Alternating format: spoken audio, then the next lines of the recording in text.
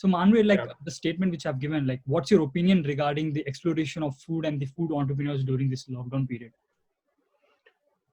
I mean, it's a very interesting observation I have seen, post the pandemic, that there have been that absolute shift in the trends which we used to see earlier.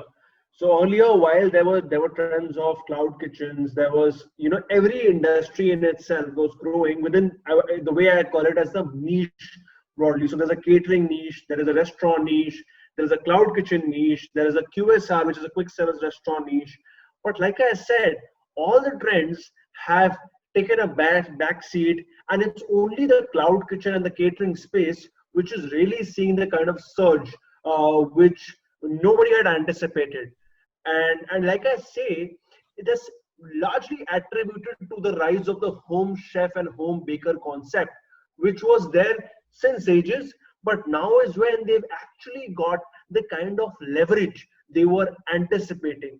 So, like I said, uh, these are while these have been very unprecedented times, but they've given a chance of the way I call,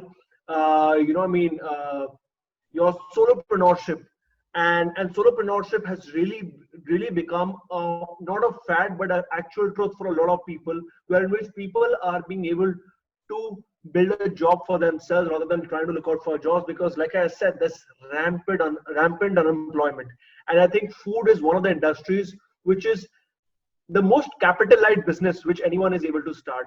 So like I said, the sky is the limit, but with respect to the niche in the food business, it's the first time that the entire odds have shifted towards only two niche, rather than the scope being in other niche also, like which I was telling you about, restaurant, dining space, and QSR space. So like I said, these are beautiful times to be at least in the catering and the cloud kitchen space.